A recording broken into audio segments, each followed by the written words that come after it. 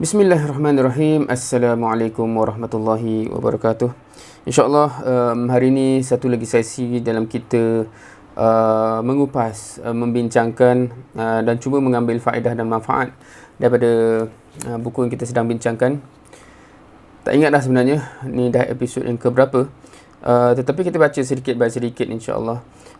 Tak dapat dinafikan sebenarnya dalam siri mengupas buku ni adalah cabaran yang baru sebenarnya buat diri saya sendiri, sebab dua benda. Satu, dia ditulis dalam bahasa Inggeris dan saya terpaksa translate on the go sebab saya tak pernah mentranslatekan dulu kemudian baru prepare.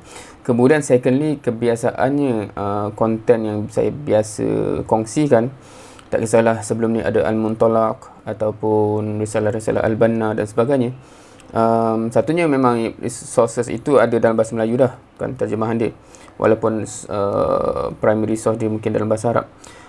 Tapi kedua juga ialah saya pernah mengalami fasa sebelum ni mentransfer bahan tersebut ke dalam bentuk slides dan sebagainya untuk presentation. Maka bila nak dikongsikan kemudiannya dah pernah sampai kepada format benda tu dihadam ke ataupun dicanai ke level presentation worthy kot, maksudnya level biasa untuk presentation.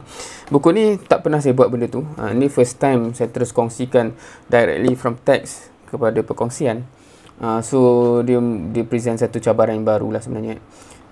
Hopefully insyaAllah cycle ni, siri ni menjadi titik mula kepada kemudian bila dah khatam nanti saya akan repackage kepada bentuk yang dalam slide dan format presentation dan straightforward kepada poin-poin yang kita boleh tekankan. So wallahualam, ini adalah satu proses yang hopefully siri ni walaupun tak ramai mungkin follow, tetapi dia menjadi batu asas kepada saya sendiri untuk next time, next round bila dipackagekan kembali, repackage, lebih bersedia dan lebih maknanya tersedia dalam format yang terbaik untuk presentation.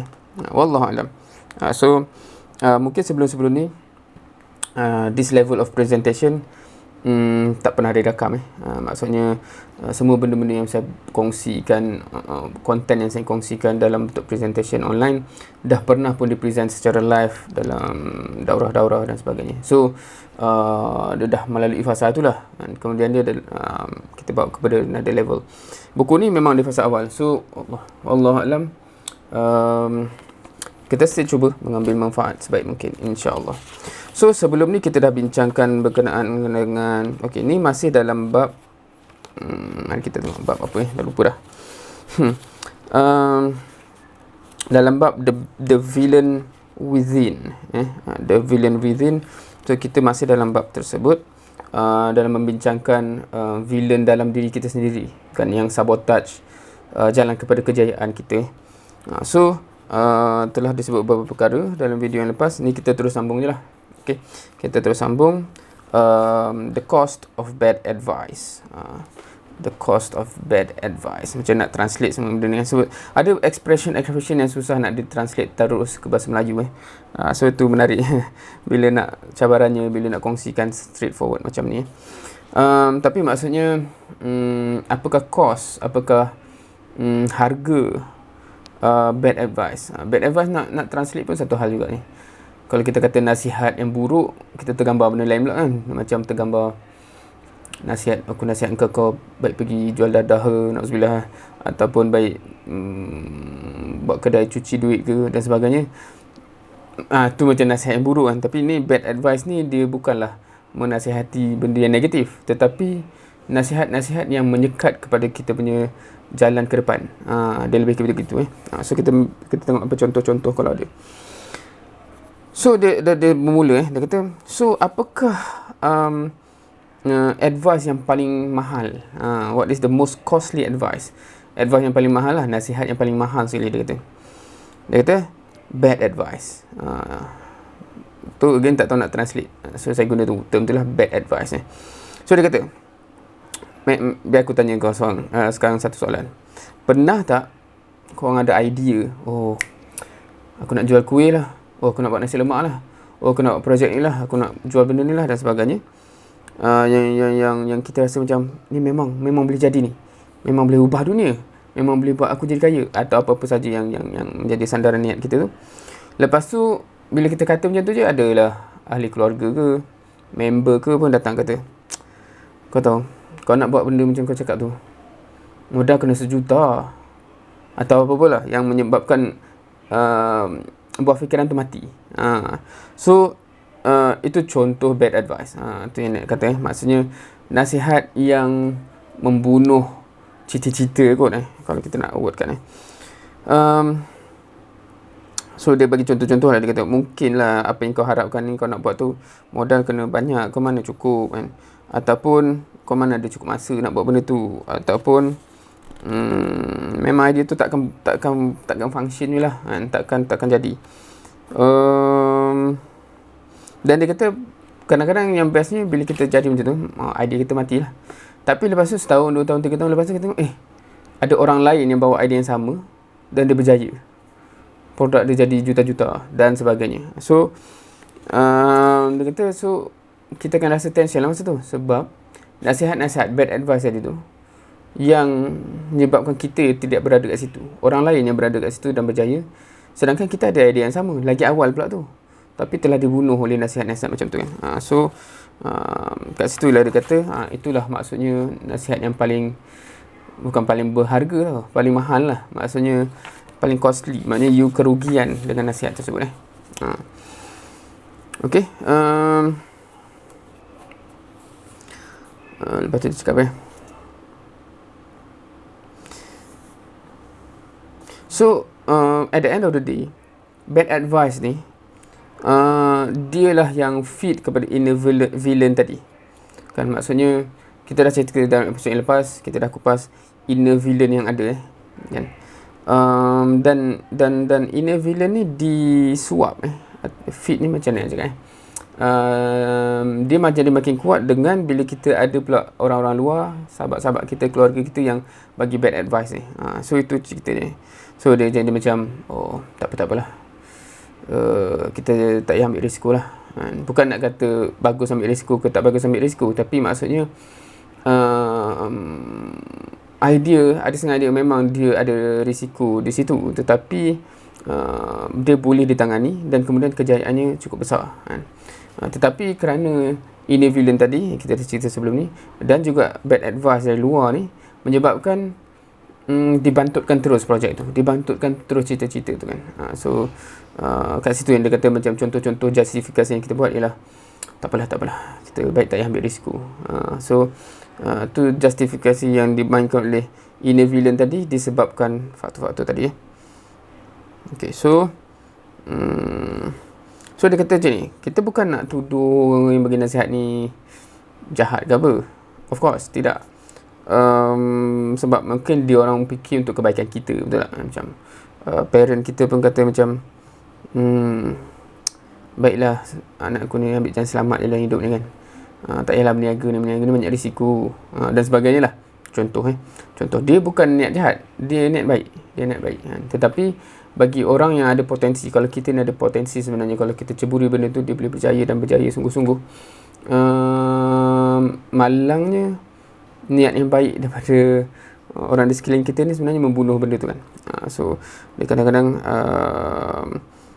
of course dia kata jugalah ada contoh real yang memang ada niat buruk lah. Contohnya rakan-rakan sekerja kita yang tak nak kita berkembang ke depan daripada dia dan sebagainya. Itu mungkin jugalah dalam dunia ni kan.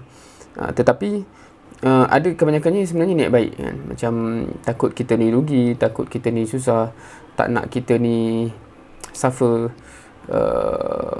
rasa kita memang tak mampu, so dinasihatkan janganlah, nanti kan susah dan sebagainya. So semua niat-niat baik yang sebenarnya pada dalam cerita kita nak mengejar kejayaan tu, dia kan.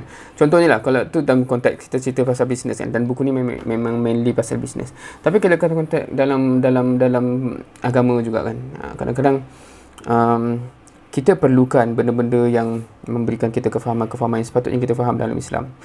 So contohnya kita pergi universiti ataupun kita sambung belajar kat overseas, kita jumpa grup-grup yang berbincang bahasa Islam, usrah ke dan sebagainya, ikut tarbiyah ke,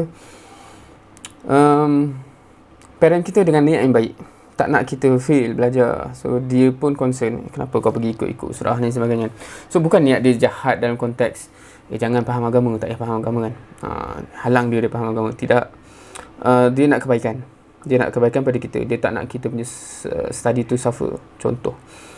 So itu semua niat-niat baik yang sebenarnya. Tapi kalau kita tak perasan benda tu, macam so macam mana basically, macam mana kita nak tangani. Sebab satunya memang niat dia nak menjaga kita, baik, Alhamdulillah. Keduanya, kadang-kadang kita perlu benda tu kan. Kalau kita nak berjaya hidup dunia dan akhirat, ada benda-benda, contohnya kalau kita sebagai student, kita tak boleh hanya study saja kan. Kalau kita tak boleh kata tak apalah, aku faham agama ni, kemudianlah ada pencen nanti dan sebagainya,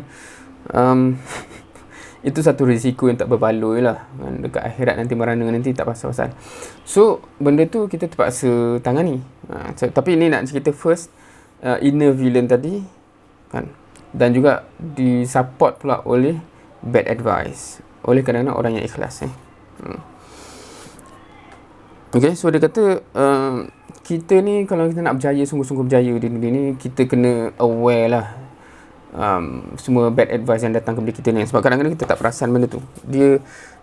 Sebab kita senang perasan kalau nasihat tu memang nasihat yang buruk lah kan. Apa kata, kau start buat bisnes yang memang kita kata itu tak boleh tu, melanggar peraturan ke, haram ke, apa benda tu tak boleh lah kan. Tapi ni dia, sebab dia memang baik, nasihat yang baik, intentionnya baik, dan pada pandangan dia itu yang baik kan. Dan kalau kita tak perasan benda ni, dia membunuh kejayaan kita, begitu kan. So itu cerita je yang dibawa kat sini.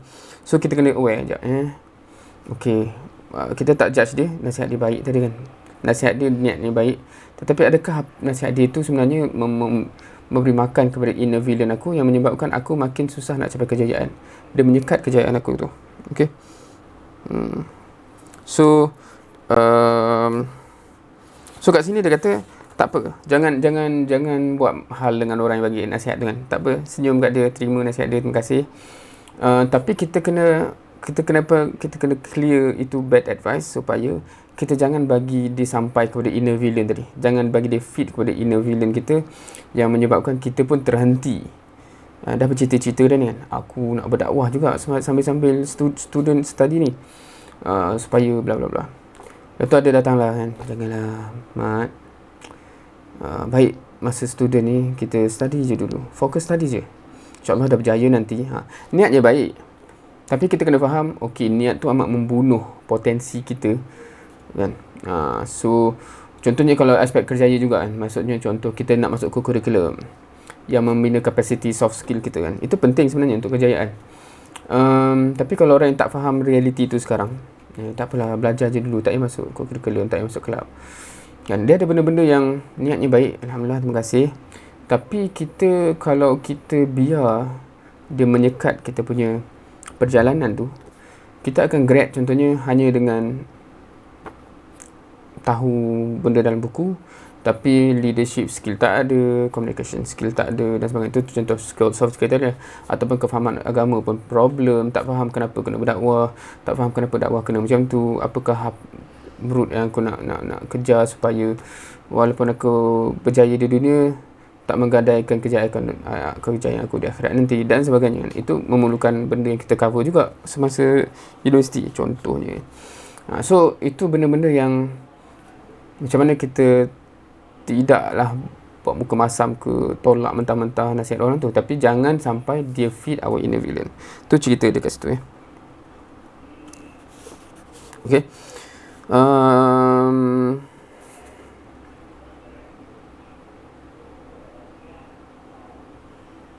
Okay, kat sini dia cerita pengalaman dia. So sekejap Okay, ni cerita pengalaman dia, macam mana dia kata apa Yelah, dia menangani isu ni dan dia berkaitan dengan nasihat yang orang tu bagi. So dia bagi contoh dia kat sini, pada dia contoh tu kelakar lah. Okay. Tapi saya pendekkan cerita je lah. um, Sebab dia kata okay, senang cerita, dia buat TV komersial, iklan TV untuk nasihat dia tu. Tapi dalam dia bercerita tu, dia tiba-tiba tercerita kisah mak dia, kisah mak bapak dia, ayah dia, mak dia. Dan dia tak terfikir masa tu mungkin mak dia kan kata kenapa cerita pasal mak macam tu kan. Ceritanya apa? Ceritanya mak dia tu dah bercerai, kahwin cerai banyak kali. Tak ingat berapa kali kat sini dia tulis. Kan. So dia kata apa? Takkanlah saya nak ambil nasihat pasal perkahwinan daripada orang yang kita boleh nampak dia tidak berjaya dalam perkahwinan. Contohnya gitulah. Dan dia bawa contoh mak dia kan. Kahwin cerai tu, takkanlah saya nak ambil nasihat pasal perkahwinan dari mak saya kan. Sebab dia pun kahwin tak jadi, orang cerai. Tu cerita dia yang dia kata, dia panjang cerita dia tu in detail, tapi point dia kat situ. So sama juga dengan kita, ataupun dia kata sama juga dengan aspek bisnes ni ataupun kejayaan hidup ni. Ramai orang yang concern pada kita tu, kalau kita fikir balik, kebanyakan mereka tidaklah mencapai kejayaan yang kita cuba nak kejar tu kan. So kenapa kita nak ambil nasihat daripada dia? Bukan mengatakan dia buruk, bukan mengatakan dia jahat, bukan mengatakan dia tak dinilai, tapi nak katanya kita kena boleh filter kan. Kebanyakan orang yang concern tu, dia concern dari persepsi dia kan. Tetapi kalau orang yang dah berjaya dalam arena tu, mungkin dia lebih berpengalaman dan dia tahulah, dan nasihat dia mungkin lebih berguna kan, pada kita nak mengejar kejayaan yang sama. So contoh bila kita nak menjadi millionaire kalau buku ni, janganlah kita terima buta-buta bulat-bulat nasihat orang yang makan gaji kecil sampai ke pencen. Macam mana kita nak kata, of course persepsi dia, apa yang baik apa yang buruk untuk kita tu macam tu lah. Tetapi dia bukanlah orangnya kalau kita nak ambil advice dia berkenaan dengan menjadi jutawan. Tu contohlah. Ataupun similarly kan, aku nak berjaya dunia akhirat, aku nak berjaya akhirat lah especially contohnya. Janganlah ambil nasihat orang yang tertengok tu, dia ni entah berjaya tak tidak ni kan, dunia akhirat ni kan, akhirat apatah lagi contohnya. So gitu kan. So sebab tu bila kita kata kenapa kita refer kepada Rasulullah SAW, kenapa kita tengok kisah sahabat, kerana mereka berjaya dalam aspek tu. So kita boleh ambil kata-kata mereka tu sebagai pedoman hidup kita kan. Tapi janganlah ikut member kita yang alah kau ni tak payahlah usrah-usrah tu kan. Kau dengar apa-apalah nasihat dia, unless kita dari awal tengok memang dia tu insya-Allah lah berjaya sungguh di akhirat nanti, syurga tertinggi punya. So nasihat dia tu mungkin kita boleh ambil lah. Tapi kalau dia macam kita macam dia 2 kali 5 dan kita nak berjaya di akhirat, kita pergi terima nasihat orang macam tu, itu kita kena betulkan itu. So itu ceritanya. Satu lagi cerita tentang nasihat-nasihat yang kita kena tapis. Bismillah.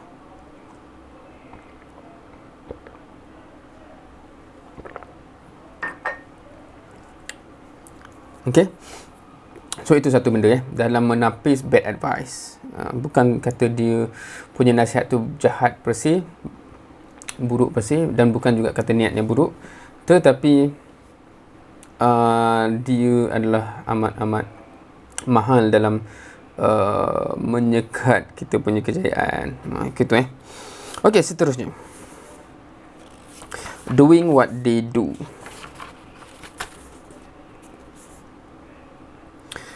Dia satu lagi dia bawa reality. Kebanyakan orang expect kita buat apa yang dia buat. Ni contohnya macam kalau kita masih budak, masih muda, dan ada senior, ada yang berumur, termasuk parent kita, kadang-kadang dia expect kita berbuat seperti mereka buat. Contohnya trendnya semua makan gaji, so pendapatan stable dan sebagainya. So kita pun di expect untuk begitu juga kan. So janganlah ambil risiko pergi buat bisnes dan semua contoh. So itu dia nak cakap pasal ni topik dia lah, doing what they do. Maksudnya semua orang nak kena, so kalau cara dia cerita ni lagilah, maksudnya society tu expect kita ni kena jadi begitu kan. So Of course sekarang kita dah tahu kejayaan macam Facebook ke dan seumpamanya. Tapi kalau sebelum tu memang ada persepsi orang yang buat kerja macam ni tak ke mana kan? Sebab dia punya gaya dia bukan macam gaya orang-orang yang kita kata insya-Allah ada masa depan lah kan, dalam konteks kerja yang stable, ada pendapatan yang tetap dan sebagainya kan. So kalau parent yang mengharapkan begitu, kemudian anak dia nak mencuri, nak buat the next Facebook ke apa, ataupun kalau Facebook belum ada dia nak buat macam tu kan. Sebab fasa awal tu dia bukannya buat duit sangat lagi kan, contohnya. So macam kau ni kan, bila nak matang kan, bila nak grow up. So tu gambaran dia. Sebab macam gambaran orang yang buat benda-benda macam ni kan, macam main-main budak-budak muda, main-main temporary punya benda kan. So gambarannya gitu. So ada expectation tu jadi bila kau nak matang sikit kan, ambil kerja tetap, makan gaji stable. So dalam cerita orang yang nak mengejar kekayaan, sebab kadang-kadang kat situ sebenarnya kalau sekarang memang dah terbukti lah kejayaan-kejayaan yang kita boleh tengok. Tapi kalau sebelum tu benda tu belum ada. So dipandang sesuatu lah bagi orang yang nature kerja dia gitu kan. So ini juga satu benda yang dibawa ke sini. So sama juga kalau kita nak kata dalam konteks Islam of course dalam mengumpas benda ni saya akan always cakap pasal duit, jadi jutawan dan sebagainya. Dan pada episod yang pertama lagi saya dah justify kenapa benda tu bagus untuk kita bincangkan, dan sepatutnya orang yang beriman lah yang menjadi jutawan. Itu yang lebih baik. Kedua, saya nak share juga dengan kaitan Islam. Walaupun buku ni tak cerita pasal Islam, tapi saya rasa habit orang yang berjaya di dunia secara fundamentalnya juga biasanya habit orang yang berjaya di akhirat. Dalam konteks dia punya paksi why dia semua yang kita dah bincang sebelum ni. Untuk orang yang nak kerja jadi jutawan, itulah juga mindset yang perlu ada. Orang yang nak kerja syurga pun itu juga mindset yang perlu ada kan. Tidak ada orang berjaya yang tak ada mindset tu kan, macam tak tahu kenapa dia buat apa dan sebagainya gitu So sama, sebab tu setiap benda yang kita bincang, saya ambil dua-dua angle So sama juga macam bila kita cakap pasal orang yang nak menjadi akhirat, dan dia nampak kisah para sahabat bagaimana dia berdakwah dan dakwah dia berkembang, dan dia jadi jutawan akhirat ni kan, aku pun nak kan. So pas yang macam tu especially sebelum ni, sekarang ni dakwah ni dah agak mainstream lah kot. Tarbiyah usrah pun dah jadi mainstream, ustaz selebriti pun dah jadi mainstream kan. Tapi satu ketika dulu benda ni taklah begitu kan. So ada masanya benda ni dianggap macam kan, tak tahu nak cakap macam mana, tapi begitulah. Okay, so memang orang akan expect kita to become macam orang dulu punya normal punya hidup dan sebagainya. Sebab pada pandangan dia itulah yang stable, selamat, dan insyaAllah lama-lama okey lah hidup ni kan, tak lama larat kan. So gitu So sama juga dalam konteks duit, sama juga dalam konteks agama, insyaAllah. Okay, seterusnya, an outer reflection of the inner you. Okay, so ni kat sini dia nak kaitkan dengan aspek luaran yang menjadi satu refleksi kepada aspek dalaman.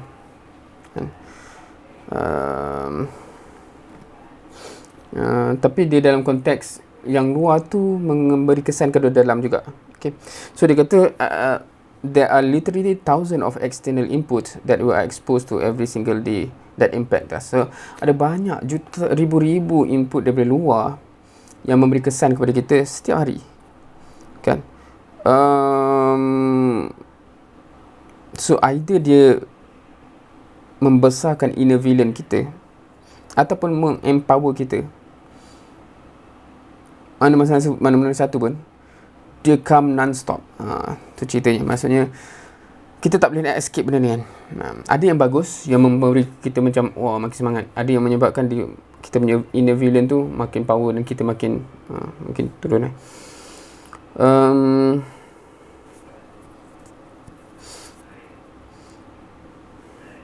So dia katanya benda ni kena jaga sebab dia boleh membunuh terus confident dan sebagainya lah. Maksudnya, dan kadang-kadang kesannya seumur hidup kan, kita terus jadi orang yang tidak ada self confident, tidak ada keyakinan diri dan sebagainya, kerana benda-benda yang keep on. So kalau orang kata contohnya macam ni, ada setengah orang tu yang self image dia amat-amat menyedihkan kan, kerana benda-benda luar yang menyebabkan dia rasa macam tu kan. Dia makin down so itu contohlah kalau dalam aspek itu setengah orang amat terkesan dengan image yang diletakkan di luar, yang dia kata macam aku ni so gitu, dan dia makin low self esteem dan sebagainya. So kesan tu ada, so kita kena jaga juga benda ni. So dia kata so kena make sure kita pay attention kepada benda-benda ni lah kan. Make sure kita kena realise benda tu ada dan apa yang duk attack kita ni kan. So dia kata bukan hanya macam mana cakap dia kata bukan hanya keputusan-keputusan yang kita buat dalam hidup yang terkesan, tapi juga kita punya self manner, macam cara kita duduk, kena betulkan kedudukan, cara kita duduk, cara kita bercakap, cara kita berjalan dan sebagainya. So dia buat satu contoh. Dia kata, katakanlah kita tengah minum kat kafe, kemudian kita tengok ada orang lain datang minum kat kafe juga kat situ dan kita perasan posture dia, badan dia.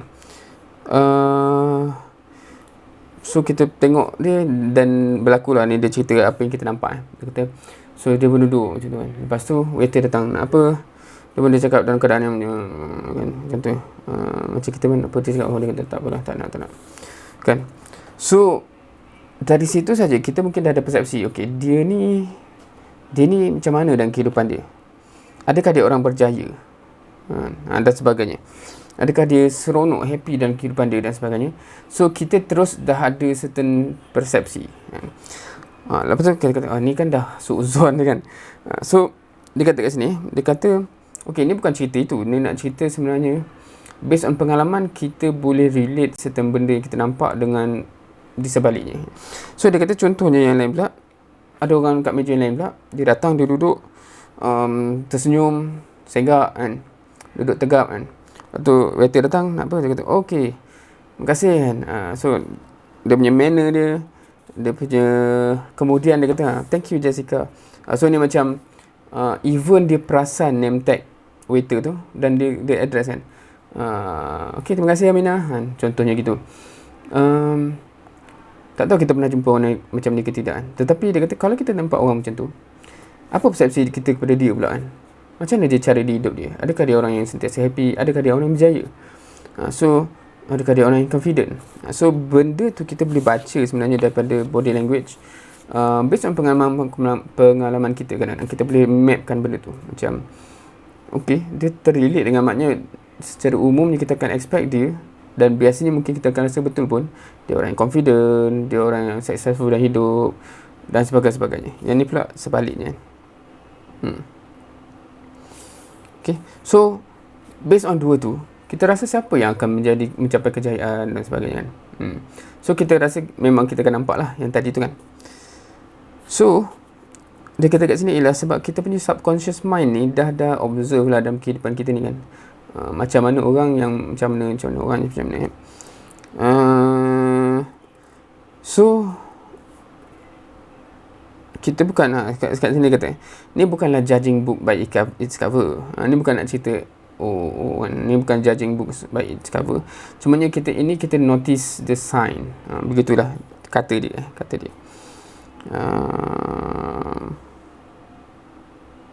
So balik kepada kita. So dia kata nak observe ni bukan nak cakap orang tu, kita nak balik kepada kita. So kalau kita sendiri nak membayangkan kita ni successful ke depan, sebab yang kita nampak tu outer, kita tak tahu hati dia, kita tak tahu kisah hidup dia, kita hanya nampak manner dia kan, cara pembawaan diri dan appearance. Kita hanya nampak tu dan nampak tu, tapi kita dah buat link tu. So balik kepada diri kita,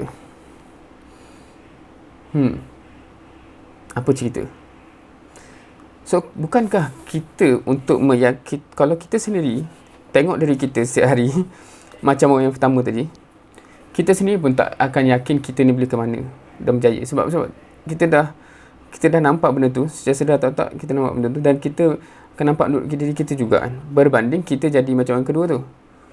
So dia pendekkan cerita kan, sebab dia kata kalau kita tengok cermin kan, kita tengok diri kita sendiri kan, kita sendiri ada persepsi kepada diri sendiri, kau ni memang tak ke mana lah kau ni kan. So kita tengok cermin diri kita sendiri kan. Sebab apa? Sebab kita sendiri pun, kita nampak tu pun kita nampak macam yang pertama tadi kan. Kenapa kita tak ubah? So cerita dekat sini macam kita kena ubah kita punya benda kat luaran tu, sebab dia sedar tak dia efek kita punya psikologi kepada diri kita sendiri balik. Kau memang bukan berjaya. Ni bukan cakap kan, walaupun itu ada orang buat macam motivasi ke kan, kena cakap kat diri sendiri, kau berjaya. Tapi ini dia punya approach tu lebih kepada subconsciously, kita dah linkkan benda tu. Jadi malangnya kalau kita sendiri, apa yang kita nampak pada kita sendiri pun kita mirrorkan orang yang pertama tadi, dan dalam keadaan kita memang tahu kita linkkan benda tu yang kita nampak tu dengan kegagalan. So apakah yang kita bagi signal kepada diri kita sendiri setiap hari kan? You are failure lah. Macam kita subconscious ni, kita feed balik diri tu dan masuk kepada kita punya inner villain tu kan. Dan kata betul, aku dah kata lah, kau memang takkan ke mana. Kan? So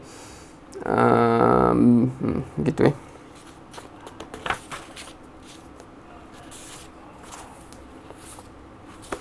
Okay, so dekat sini, okay. So dia kata contohnya lah. So kena cuba tengok lepas ni kan. Identify orang yang berjaya dan tengok macam mana dia jalani hidup dia dan sebagainya. Dan dia ambil satu contoh pasal senyum lah. The power of smile. Ni pun antara benda yang saya sendiri nak kena belajar, improve diri sendiri lah. Kita jangan senyum Tapi dia kata cuba tengok orang berjaya kan. Macam mana dia always mampu untuk memberikan senyuman dan sebagainya. So dia kata kat sini, ni tak tahulah, ni bukanlah scientific punya tulisan kan. Dia kata macam bayangan dia lah seolahnya macam kalau kita sendiri tengah stres, tetapi bila kita tersenyum, seolahnya macam otak kita seolahnya macam ditipu lah kat sini, macam kata, oh awak tak stres sebenarnya kan, dan sebagainya, dan awak tengah happy, dan dia bagi balik feedback tu kepada seluruh badan untuk jadi happy. So itu kata-kata dia macam contoh, macam dia nak cuba rationalkan ataupun nak cuba explain kenapa kita jadi gitu. So mungkin sebab itu jugalah orang yang berjaya yang ada karakter macam tu kan. So macamnya orang yang bila kita sentiasa masam, sentiasa, so walaupun suasana kita tu sebenarnya bagus, tapi dalam otak kita dia proses, oh awak tengah murung, awak tengah tak berjaya dan sebagainya, dan dia program balik, dan kita secara tak sedar kita terikut benda tu kan. So unfortunately, so itu antara benda-benda yang dia kata sains pun dah membuktikan orang yang karakter dia begitu, banyak senyum dan sebagainya tu tend to hidup lebih lama, low blood pressure dan sebagainya, tend to be more happy dan sebagainya. So itu antara benda yang disebut lah. Dia kata kita sebenarnya perasan bila kita tengok orang yang berjaya dan tak berjaya, cara pembawaan diri, cara karakter dia macam mana. Jadi janganlah pergi tiru karakter orang yang tak berjaya, sebab nanti setiap hari kita tengok cermin, kita sendiri akan kata kepada diri kita, kau ni memang tak ke mana. So susahlah kita nak ke depan dalam keadaan kita sendiri yang reinforce self-confident sebegitu. So itu topik dia yang disebut dekat sini dalam konteks bagaimana kita nak jaga perwatakan luaran kita dalam memberi kesan kepada dalaman kita sendiri. So itu yang disebut dekat sini. So dia kata ini satu habit yang sebenarnya kalau kita tengok orang berjaya, ini habit dia dah sampai di program diri dia begitu, sehingga dia memang jadi gitu. Dia dah tak perlu nak paksa diri dia untuk senyum. Dia memang jadi orang yang bila jumpa orang senyum, ingat nama orang tu dan sebagainya kan, dan very proaktif dalam perbualan dan sebagainya. So ini antara benda-benda yang saya sendiri pun kena belajar dalam konteks kita ada jadi macam self-fulfilling prophecy kan, macam aku ni tak reti nak cakap dengan orang. Lepas tu bila kita pergi depan orang, kita tak senyum apa semua tu, lepas tu dia jadi macam kan betul aku dah agak dah, aku memang tak reti. Itu benda yang perlu diubah kalau orang nak berjaya long term. So itu cerita dia. Kemudian satu yang berkaitan juga topik sebelum selepas ni, dia kata choose your words. Pilih kata-kata anda. So ini mungkin okey, pilih kata-kata anda. So seterusnya, dia kata pernah tak terfikir apa yang orang kata kepada kita dan apa yang kita kata kepada orang, dan apa kesan dia. So dalam topik ni, sebab kita masih dalam topik inner villain maksudnya villain di dalam diri kita yang sabotage diri kita, yang menyebabkan kita in the end tidak berjaya juga. So pemilihan kata-kata yang sampai kepada kita dan kita kata kepada orang, disebut kat sini sebagai benda yang boleh sama ada kita feed inner villain tu ataupun kita starve dia. Kita starve ni apa kita cekik dia lah sampai dia tak cukup makanan kan, macam tu. Kita kebulukan dia supaya dia jadi kecil. So dia kata sedar atau tidak, pemilihan perkataan walaupun kita nak cerita pasal benda yang sama atau similar mempengaruhi emosi ke kat sini dia cakap, ataupun emosi yang terkait dengan perkataan tu mempengaruhi diri kita balik.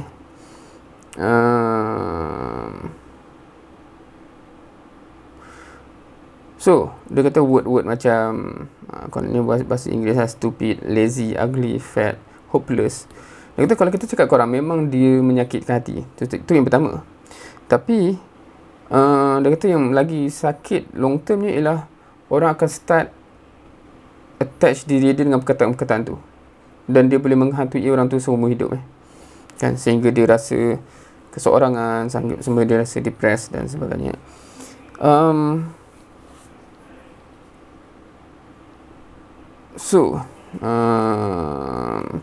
Wallahualam, kita mungkin tak familiar dengan kata-kata ni, sebab kat sini dia bawa contoh-contoh dari zaman kanak-kanak dia. Dia kata sticks and stone may break your bones, my bones, but words can never hurt me. Tu phrase yang biasa kita dengar kalau kita dengar orang putih. Tapi tak tahulah apa bahasa Melayu punya equivalence. Tak familiar. So dia cerita pasal, dia kata nak tak nak, hakikatnya kita ni tak boleh nak deny kita terkesan dengan perkataan orang dan perkataan diri kita sendiri. So mana contoh dia bawa so kita kena so dia relate balik konsep. Kita kata kita nak make sure inner villain kita ni tidak mengganggu motivasi kita untuk berjaya. Okey, mana. So dia ada bawa contoh dekat sini, tapi contoh ni susah nak dimelayukan sebab dia ada word yang berbeza digunakan untuk describe benda yang sama. Kat sini dia cakap pasal private pasal body parts so ada perkataan yang apa bahasa Melayu ada perkataan yang merujuk kepada tubuh badan yang sama, tapi satu menyebabkan kita rasa negatif, ada yang menyebabkan kita tergelak, ada yang menyebabkan kita rasa something else kan. So dia bagi contoh begitulah. So tak kerti nak sebab some of it ni mungkin susah nak dia cakap publicly contoh ni kan. Tapi dia nak kata kita cakap pasal benda yang sama, tetapi bila kita pilih perkataan ni impact dia lain. So bila kita guna perkataan ni macam orang kata tersinggung, bila kita guna perkataan ni orang tergelak pula kan. So kenapa? So dia kata itu ada beza, dan orang yang berjaya ni biasanya dia dah latih diri dia untuk menggunakan perkataan yang sentiasa buatkan dia positif, bukan membuatkan dia negatif, walaupun kita cerita pasal benda yang sama. Contoh for instance, stop sloppy work, I'm disappointed, do it again. Sekejap saya tu dia bagi contoh. Okey. So dia kata kat sini contohnya, cuba fikir apa yang terjadi bila kita bercakap perkataan ni kat orang. Aku memang stres kan? Aku rasa overwhelmed. Kan? Bila kita cakap je benda tu, dia trigger balik kita punya perasaan stres tu kan. Dia cakap macam mana? Secara umumnya memanglah keadaan kita stressful. Tapi bila orang tanya, kau macam mana? Aku stres lah. Bila tersebut tu makin kita sendiri bertambah stres. Tu dia cakap gitu kan. Maksudnya sebelum kita cakap tu tak adalah stres mana. Tapi bila kita cakapnya tu makin stres pula jadinya kan. So kenapa kita selalu utarakan begitu kan? Sebab setengah kita tu suka, kita rasa kita macam berkongsi perasaan lah. Tapi cara kita kongsi tu benda yang akibat dia negatif kepada kita balik. So janganlah buat benda tu. So tu point dia kalau nak in essence kan. Orang-orang yang tak berjaya ni dia selalu gitu kan. Macam mana apa hidup kau sekarang ni? Itulah semua pun tak jadi. Apa-apalah yang dia cakap tu menyebabkan dia sendiri pun tadi okey, makin down So dia kata cuba tengok orang berjaya. Dia cara dia cakap macam tu ke? Kalau orang tanya khabar dia kan jawab macam tu ke? Itulah dia memang dia jadi positif kan, dan sebagainya. Okey. So perkataan yang kita guna untuk menggambarkan realiti kita tu in the end menghantui diri kita balik. So why are we doing this to ourselves? Kan? Kenapa? Hantar macam mana kan? Itulah nak tak boleh lah. Makin tak boleh pula lagi dia lepas kan? Ataupun apa semua kan? So ini dia kata choose your words. Pilih perkataan kita supaya dia tidak mensabotase diri kita balik. So dia kata bila kita cakap tu pun kadang-kadang kita akan perasan sama ada diri kita. Biasa kita tak perasan pasal diri kita, tapi kita boleh perasan pasal orang. Bila dia cakap perkataan tu pun body language tu pun ikut sekali. So macam macam mana sekarang, apa khabar kan? Okey. Dan dia punya demeanor pun macam okey je lah, tak teruk sangat, tapi tak okey pun juga kan. So ataupun aku busy dan sebagainya. So dia kata cuba kontraskan bila kita jumpa orang berjaya. So tak tahulah kita ni nak bagi contoh orang berjaya ni apa kalau kita ada sampel dalam kehidupan itu senang sikit kan. Bila kita tanya dia soalan yang sama, jawapan dia totally berbeza. Macam ada orang yang memang, kalau kat sini dia bagi contoh-contoh yang memang businessman yang berjaya, kita kan tengok trend dia sama kan. Oh, how are you doing kan? Fantastic kan. Word yang digunakan amat positif, yang trigger balik diri dia untuk jadi amat positif, dan dia punya body language pun amat positif, amat confident kan. So of course orang yang nak berjaya dalam kehidupan, nak jadi millionaire ke apa benda, itu antara karakter. Kalau kita nak jadi macam orang tu, kita kena ambil lah habit orang tu kan. Dia punya habit begitu, tanya je, jawapan dia first thing positif, dan dia akan effect diri dia sendiri balik kan. Sebagai Muslim pun sepatutnya sama juga kan. Adakah kita begitu kan? Itulah kan. Dan ini satu benda lagi lah kan. Unfortunately kita ni hidup dalam keadaan yang memang berhadapan dengan macam-macam masalah kan. Program tu tak jalan, surah ni tak jadi, semua tak jadi kan. Dan kemudian kita pula membiarkan benda tu effect balik diri kita in a negative way. So macam mana sekarang kat sana kan? So benda yang kita first kata benda yang negatif, dan dia balik kepada kita untuk kita menjadi demotivated. So adakah kalau kita ambil kat sini, sebab kat sini dia ambil contoh bisnes yang berjaya, kalau kita nak kata Muslim yang berjaya, ada ke? Mungkin kita tengok Rasul sallallahu alaihi wasallam dan para sahabat lah kot. Adakah mereka begitu kan? Adakah mereka highlight? Dia tanya khabar tu apa itulah kena seksa lagi kita ni kan. Ataupun apa, tak tahulah nak kata apakah dialog dia kan. Tapi dialog-dialog yang kita tahu, yang kita sedar, macam Rasul sallallahu alaihi wasallam sendiri cakap pasal even dalam keadaan perang Khandaq tu dah cerita pasal Rom, Parsi ke apa semua kan. Maknanya they always look to bigger thing ahead. Macam semua pun macam tak apa, ni we are heading there kan. So dia ada trigger benda tu kan. So itu satu benda yang sepatutnya menjadi habit kita lah kot bila kita cakap benda tu. So write your trigger word and write your maksud kat sini biasanya seperti setiap topik dia mencadangkanlah aktiviti yang kita boleh buat dan sepatutnya buat untuk kita, bukan sekadar ni berteori, tapi nak cari apa sebenarnya yang menyebabkan aku, apa word yang memberi kesan positif dan negatif pada diri aku sendiri kan. Kalau kita kata word yang kita, bila kita dengar stres je, ataupun bila aku sendiri cakap aku stres, dia menambah lagi stres diri kita. So tulis benda ni supaya kita boleh tahu jangan ever guna word tu dah, dan cari pengganti. So dekat sini dia kata cari word pengganti untuk word tu yang menyebabkan efek dia terbalik, efek dia jadi positif. So kat sini dia bagi contoh tak kat sini dia bagi contoh lah. Dia kata walaupun tak tahulah ramai orang boleh buat kata nak ke tidak, tapi teorinya kita kena begitulah. Dia kata instead of saying I'm overwhelmed, macam aduh banyak sangat kerja ni kan, maksudnya banyak sangat ni, astagfirullah, contoh begitu. Dia kata kita refer benda yang sama tapi cakap dalam konteks yang amat menyebabkan kita positif kan. Dia kata instead of kata aku overwhelmed, katalah aku busy sekarang ni sebab banyak sangat opportunity ni, banyak opportunity nak jadi kaya ni dan sebagainya lah kan. Tu dalam konteks dia.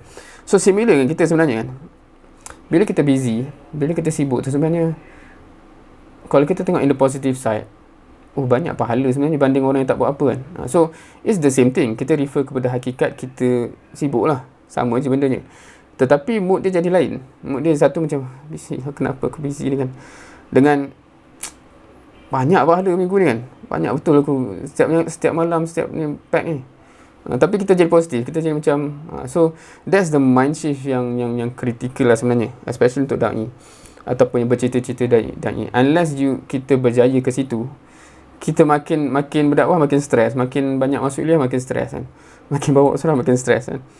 So how to change cara kita bercakap supaya dia, sebab awal tadi dia dah cakap, sedar tahu tak word yang kita guna, benda yang kita dengar, walaupun semua benda tu di luar, tapi luaran ni mempengaruhi sedar tahu tak kepada dalaman kan.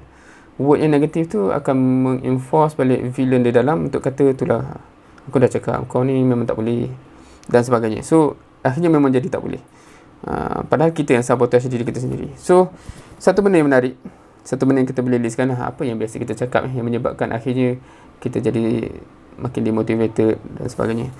Yang saya boleh terfikir itulah bab busy kan, sebab memang ni pagi Ahad kan. So memang fikir balik daripada Jumaat malam daurah, Sabtu pagi daurah, tengah banyak macam tak berhenti-henti benda ni kan.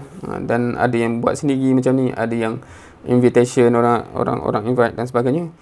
Kalau kita fikir macam tu dah macam banyak kerja kan, tak sempat lagi. Lepas ni pula ada meeting JKK lagi lah tu, malam ni ada usaha. So kalau kita fikir negatif, dia jadi macam stres.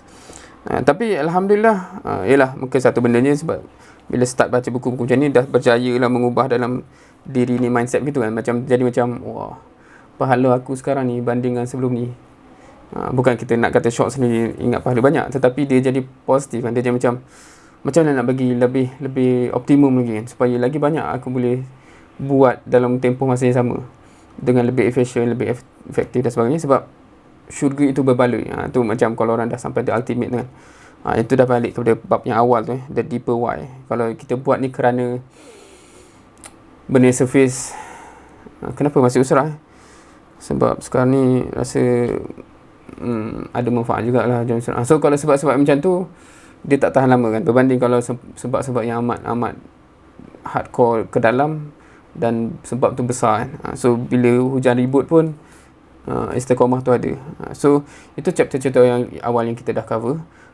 Yang ni dah sampai chapter-chapter macam mana nak memastikan dalaman tu sentiasa makin motivated dan tidak dikacau dengan benda-benda yang sabotage. So word-word yang kita guna, so begitu apa lagi contoh dia bagi kat sini. Sebab dia kata macam ni, kena train diri kita sebelum kita nak cakap. Contohnya macam ni, otak kita ataupun kita dah biasa nak cakap macam ni. Bila dia kata wah aku banyak kerja ni, overwhelmed sungguh hari ni kan, kita kena mampu sampai otak kita ataupun diri kita ni tertrain untuk sebelum keluar je benda tu, jap berhenti, jangan cakap macam tu, tukar. Dia kata wah banyak sungguh opportunity aku hari ni dan aku boleh belajar banyak benda. So contoh macam gitulah. Of course kalau dalam dunia bisnes, dalam dunia kerjaya, benda ni real kan. Kebetulan terlibat dengan satu projek sebelum ni yang mana projek tu jadi extended setahun lebih daripada expected. Ramai orang dalam tu stress over stress. Dan mula-mula saya tak faham juga kenapa semua orang stres ni, dan ramai orang drop out dan sebagainya kan. Dan tim yang besar jadi kecil dan sebagainya, sampai terpaksa pikul banyak kerja kat situ kan. Tapi tak apa, sebab rupanya baru perasan kebanyakan orang dalam tu menganggap projek tu satu kerja dan dia beban lah kan. Dan buat apa aku terbeban kat sini sedangkan aku boleh buat duit kat tempat lain. Sebab dia macam ni, projek tu bila dia extend, duitnya masih duit yang sama tapi kerjanya bertambah amat lama kan. So dia kata tak berbaloi kan. Tapi dia saya sendiri pula kata, kenapa aku tak jadi macam tu Rupanya sebab dari awal tu kita sebagai orang baru, sebab yang lain tu semua dah senior-senior yang dah berduit kan. Kita berlalu yang kita join tu lebih kepada nak belajar kan. So setiap hiccup projek tu, setiap benda tu selalu jadi happy, sebab benda baru ni aku belajar ni kan. Rupanya saya seorang-seorang dalam team tu yang macam tu lah kan. Yang lain tu semua stress, tension sebab dia macam beban kerja baru lagi lah tu. Sebab klien tu tak puas hati tu, suruh minta tukar revise kan. So tension lah kan. Kita pula macam boleh belajar calculation baru, belajar rupanya. So itu quite interesting bila self reflection tu rasa macam rupanya aku boleh survive sebab tu kot. Sebab cara kita fikir tu menyebabkan benda tu jadi positif.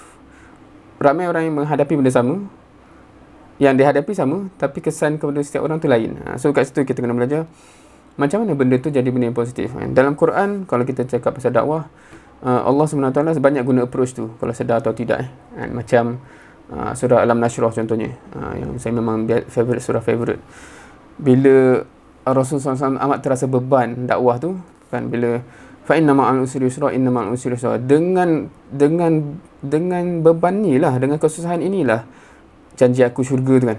So bila start faham ayat tu dalam konteks surah tu, sejak ni tahun berapa bila faham tafsir surah Juz Amma ni, setiap kali rasa mencabar dakwah tu rasa macam dia jadi macam semangat sebab inilah yang Allah janjikan. Dengan challenge macam ni lah Allah dah nak garanti syurga tu kan. So kita jadi macam ada macam apa efek kepada Rasulullah SAW bila turun surah tu.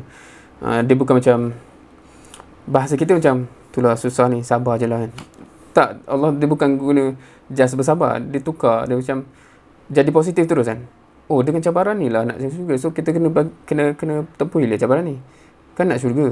Dia macam tu. Dan inilah yang aku bagi cabaran untuk orang yang aku nak garanti syurga. Orang lain tak dapat cabaran ni.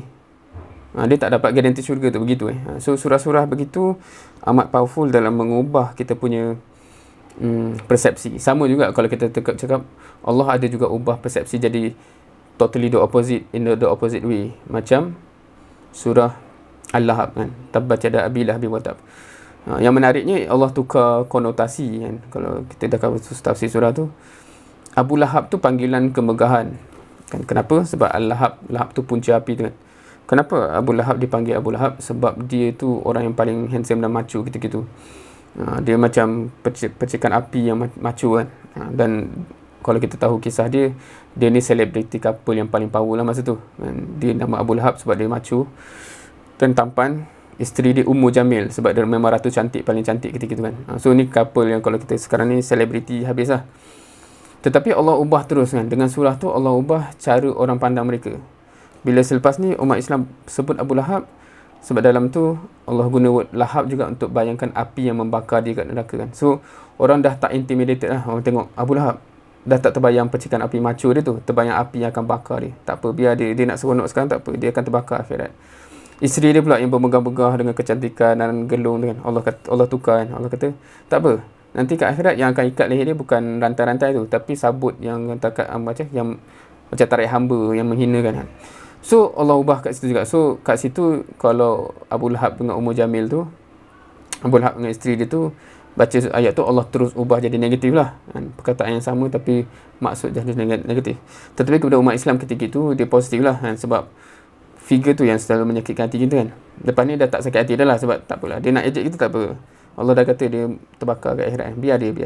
So itu benda-benda bagaimana situasi yang sama masih diejek oleh Abu Lahab, tapi persepsi dan perasaan dah berubah kan. So itulah powerfulnya shift of mindset. Dan kat sini dalam konteks, termasuk dalam konteks penggunaan kata-kata So InsyaAllah kita sepatutnya begitu juga kan. Bila datang mas'uliyah baru Kan? Again, so sebelum nak cakap, ya Allah, aku dah sibuk kan. Tukar kan. Jadi macam, pahala bertambah kan. Oh, ini saham, nak makin banyak saham akhirat ni kan. Dan sebagainya. Um, Kadang-kadang kita macam, ni bukan kata-kata buat-buat kan. Tetapi kalau kita betul jadi benda tu. Sebab tu dia kata kita kena train supaya benda tu jadi actual natural response kita. Dan sebab secara sedar atau tak, dia pengaruhi diri kita balik. Benda ni secara tak sedar kan. Macam, oh, kan. Alhamdulillah kan. So, itu antara benda yang powerful lah sebenarnya. Yang menyebabkan kalau kita berjaya buat dalam diri kita benda-benda ni, insya-Allah kita makin equip sebagai orang yang apa nak kata, insya-Allah more ready towards sukses di dunia dan juga di akhirat. Sebab konteksnya sama, self habit tu sama sebenarnya pada pandangan saya. Orang yang nak berjaya di dunia ke akhirat, cumanya of course goal dia je lah berbeza, tapi habitnya sama. Maksudnya tunjang dalam jiwa kenapa dia nak buat benda tu, kena macam mana, cara dia positif dan sebagainya kan, insya-Allah. So wallahualam, semoga kita sudah 9.30, so kita berhenti pada topik ni. Minggu depan dia akan cerita pasal ni tinggal sikit lagi Okey, tak apalah, saya habiskan sikit lagi supaya minggu depan kita terus bawa kepada topik keempat. So last kali ni ada 3 page ni, saya just wrap up sedikit. Pilih inner circle. Ni pun biasanya logik yang biasa kita dah tahu, pilih kawan dan sebagainya. Tetapi bila cakap inner circle ni, circle yang terdekat lah kan. So macam kawan karib, ataupun kalau orang yang ikut tarbiyah dan sebagainya atau ikut dakwah, sepatutnya grup usrah tu lah yang jadi inner circle. Kalau macam mana nak wordkan ya, kalau semua orang boleh appreciate kot kalau grup usrah dia, kalau kita cakap grup usrah lah, ataupun inner circle dia dalam bisnes ke apa, grup yang toxic datang-datang semua cerita masalah je kan, semua condemn orang je dan sebagainya. Kita pun makin bertambah stres bila duduk dalam kumpulan itu kan. Dia akan berbeza kalau grup tu sentiasa positif, sentiasa look forward, sentiasa optimistic. Kita akan terkesan So kalau dalam Islam ni biasa orang cakap kawan dengan minyak, orang jual minyak wangi dan sebagainya. Unfortunately dengan konsep kita dengan Islam ni, ialah biasanya benda tu jadi slogan tapi dia tak jadi nak cakap apa dia tak jadi real life changing decision ke macam mana lah, tak tahu nak cakap macam mana. Rasanya satu, kalau ikut buku ni dan logik juga, ialah sebab kita tak ada purpose in life in the first place. Kalau kita nasihat pun adik-adik kita, pilih kawan. Kenapa? Sebab dia macam tu. Tapi sebab dia selagi mana dia tak ada goal dalam diri dia untuk capai apa, so ada makna ke kawan tu positif ke negatif?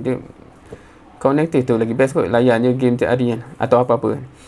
So sebab dia tak ada goal, so sebab tu memang dia ada flow dia kan. First, sebelum nak nasihat dia pilih kawan tu, kena bina wawasan besar dia kan. Sebab bila ada wawasan tu baru tahu, oh kawan macam ni membuangkan masa aku kan, kawan macam ni menjawabkan aku tak capai lah apa aku nak. So baru dia ada reason yang kuat untuk memilih kawan.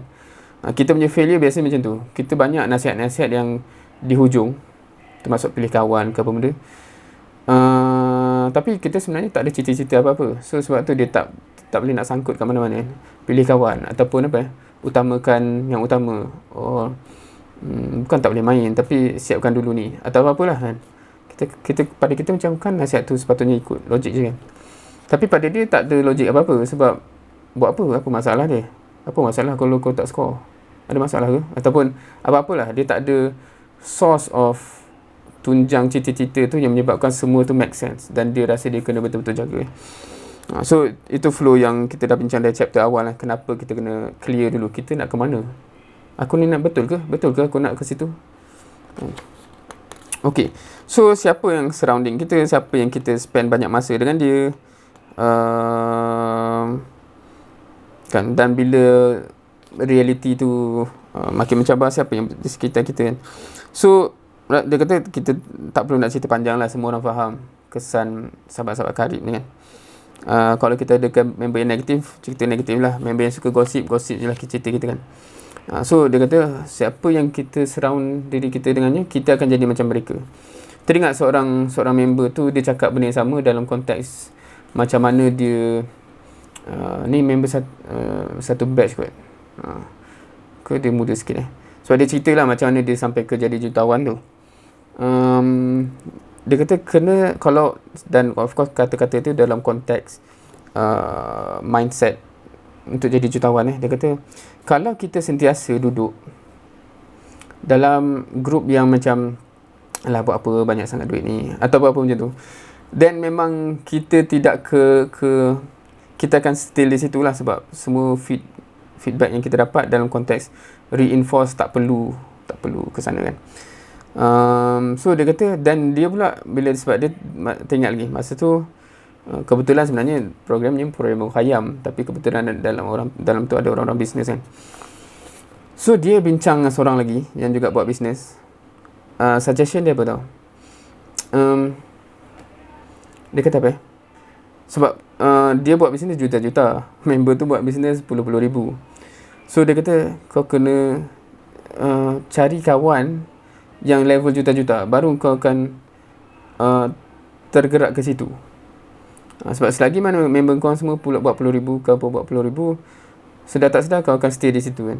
So dan dia bawa satu contoh, teringat lagi contoh dia kata siapa nama ni, Richard Branson ke apa, salah satu billionaire tu kan, Virgin tu kan. Bila orang tanya dia apa nasihat kalau nak jadi kaya macam awak, jadi billionaire kan, billionaire bukan sekadar jutawan tapi billionaire, apa bahasa Melayu, billion kot, billionaire. Dia kata first, berapa ramai member rapat awak tu billionaire? Jawapan tu simple je. Dia kata macam, maksudnya kalau betul kita nak jadi billionaire, daripada millionaire nak jadi billionaire, tapi member kita semua millionaire je, tak ada pun member rapat kita billionaire, kita tak ke situ lah. Senang cerita, kita tak tanpa bergelumang dengan mereka, bersama dengan mereka, duduk keliling dengan mereka, kita tak boleh nak tergerak ke mereka kan. So dia ada impact macam tu kan. So sebab tu dia kata, ni cerita orang bisnes lah, kenapa dia terpaksa invest, bahasa dia orang invest, main golf dengan orang kaya ke apa begitu kan. So ini satu dunia yang wallahualam, saya pun tak di dunia itu tak tahu nak komen, tetapi ada logiknya kat situ dalam konteks kenapa ada orang perlu buat certain benda untuk mendekati setengah jenis orang, untuk benda tu terkesan kepada dia, untuk dia kembali terlonjak ke situ kan. Tu satu cerita dia orang lah kan. So dalam konteks orang yang terlibat dengan kerja-kerja Islam, dakwah tarbiyah, sepatutnya dia sama juga sebenarnya. Kalau kita bergulung dengan orang yang sekadar apa ya, sekadar something lah. Contohnya ni, kalau cerita orang-orang terlibat dengan tarbiyah ke usrah, kalau kita terlibat, keliling kita orang yang hanya ikut usrah, keterlibatan dia dalam dakwah tu hanya ikut usrah kan. Datang usrah, balik usrah, pergi balik usrah, pergi balik usrah, susah nak terbayang kita akan memenuhi potensi kita lebih dari itu. Sebab itulah dunia yang kita hidup kan.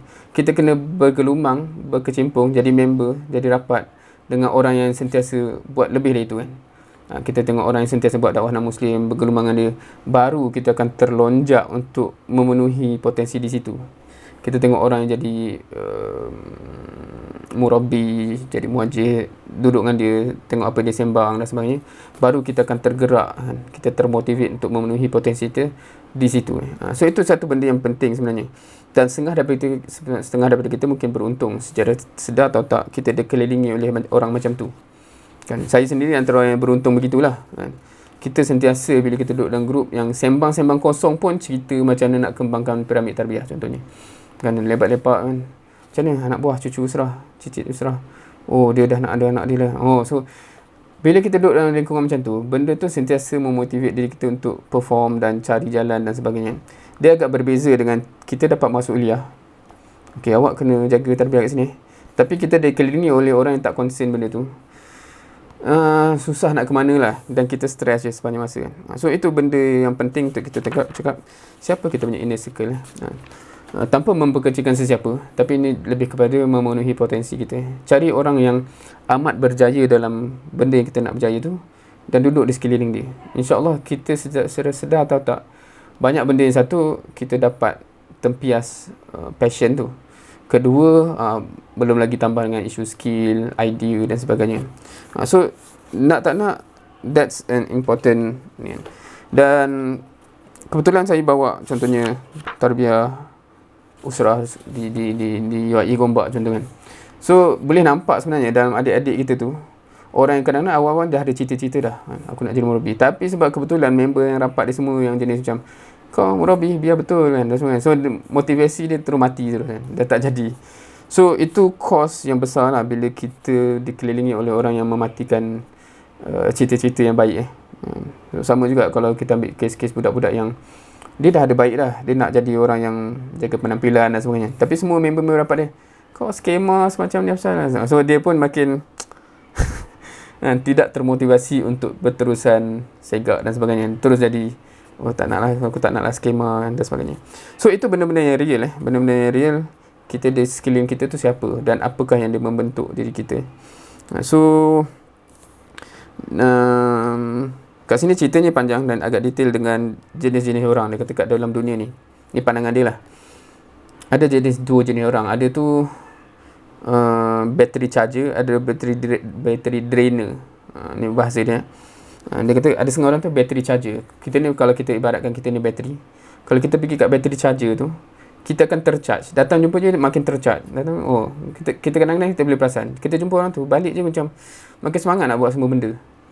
Kita jumpa orang lain tak, balik tu macam ya Allah kan, bateri kita dah drain habis lah. Macam tak apalah, dunia ni nak kiamat, biarlah kan. So kalau kita sedar benda tu, janganlah kita selalu pergi duduk bertenggek dengan orang-orang yang battery drainer kan. Pergi cari sentiasa dengan orang yang battery charger tu kan. Again, saya pun agak beruntung dalam bab ni, bila banyak orang yang kategori battery charger ni datang dan mentarbiah kami lah kan. So kita pun macam, wah, macam mana dia orang hidup macam ni, kenapa dia fikir macam ni. So kita sentiasa macam setiap kali berjumpa, setiap minggu jumpa tu macam terlonjak-lonjak motivasi tu kan. So itu satu benda yang kritikal insya-Allah. Wallahu alam. So essentially itu yang disebut. So ini habis cerita pasal the villain within. So apa yang dia cerita tadi banyak isu. Minggu lepas, episod yang lepas kita dah cerita aspek-aspek memang dalaman dan apa yang berlaku di dalam, pergolakan di dalam. Minggu ni pula kita cerita pasal benda luaran yang mempengaruhi benda dalaman, yang kita kena jaga supaya dia tak memberi makan kepada benda the inner villain, dan kita biar memberi makan kepada benda yang empower kita untuk ke depan. So itu, dan selepas ini minggu akan datang insya-Allah kita pergi pada bab yang keempat, ialah the power of your story. Apa cerita tu insya-Allah kita cover minggu depan lah. Wallahualam. So saya tangguhkan kita habiskan sesi kita pada pagi ini di sini insya-Allah. Semoga ada manfaatnya, insya-Allah. Okey, insya-Allah. Subhanakallahumma bihamdik, asyhadu an la ilaha illa anta, astaghfiruka wa atubu ilaik. Jumpa lagi dalam siri-siri yang akan datang insya-Allah. Assalamualaikum warahmatullahi wabarakatuh.